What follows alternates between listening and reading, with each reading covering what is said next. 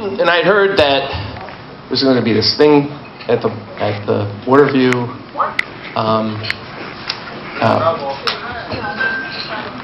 Channel 4 celebrity named Brian. So I was surprised when I got here and I found out it was Brian Thompson and not Brian Williams. And honestly, I'm not sure I've actually ever seen Brian Thompson dry before. So anyway, but it's a pleasure to have Brian Thompson here, even if Brian Williams couldn't be here. And I do want to talk about the quarters thing for a minute. That was not my idea. All right, a neighbor of mine, a short, red-headed woman whose identity will remain anonymous, except her initials are Patty Mixon,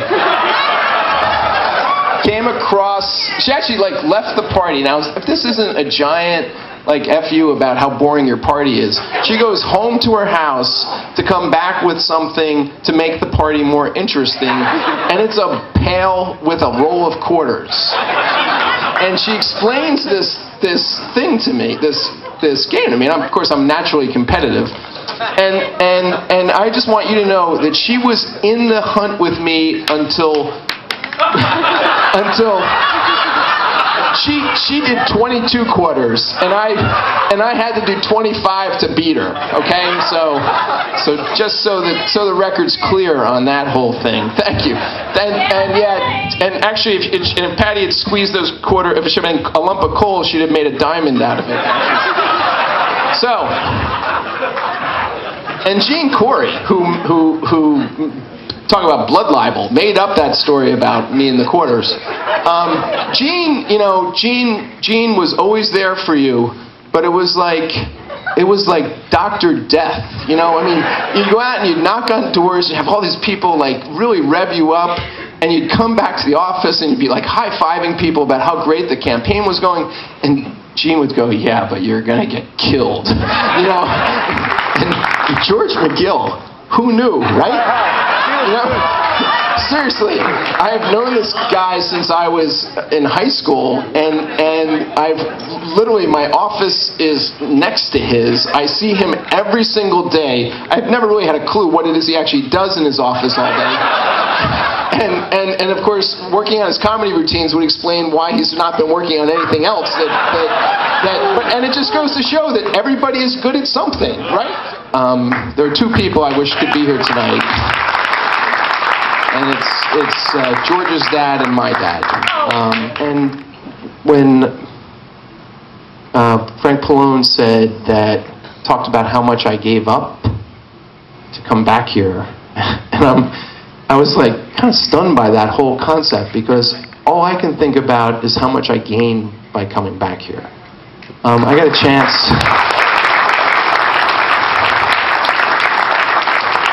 got a chance to live every day of my life with my mom and my dad living in the same community, and ultimately living in a cottage in my backyard, seeing my parents every day, seeing my brothers almost every day, getting to raise my family in the same town with them.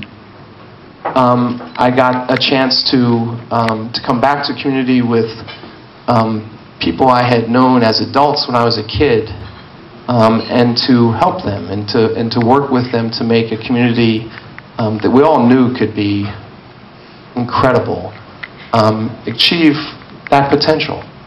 So from my perspective, I don't really think you should have this event to thank me. I think I should have had this event to thank all of you, because what you've given me and my family, who I want to talk about in a moment, far, far, far surpasses whatever contributions I've made to the community or to any of you. Trust me when I say that.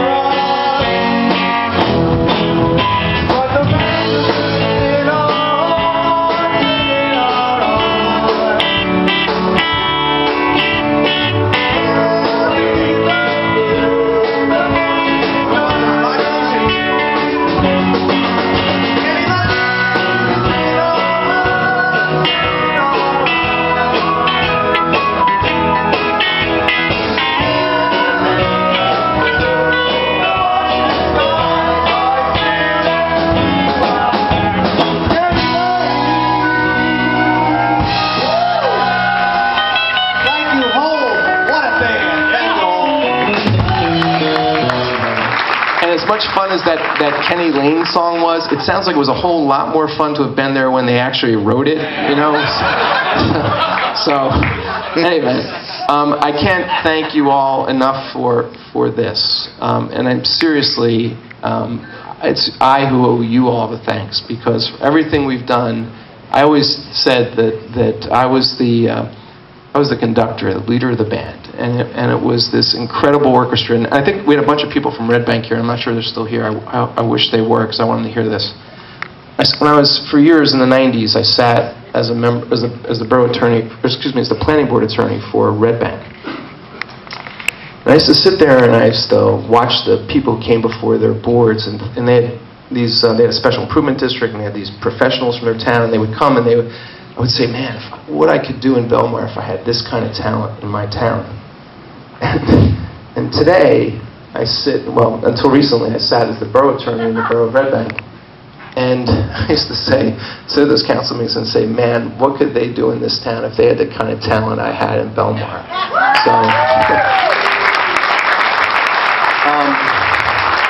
So anyway, from the bottom of my heart, I want to thank you all for your kindnesses, for your love, your support, for all the things you've done for me and my family. I can't thank you possibly enough. Thank you, Mayor Ken Pringle, and I think everybody should be blessed that he did not charge us billable hours. Thank you, Ken, and thank you, everybody, for being here tonight. Enjoy the rest of the evening.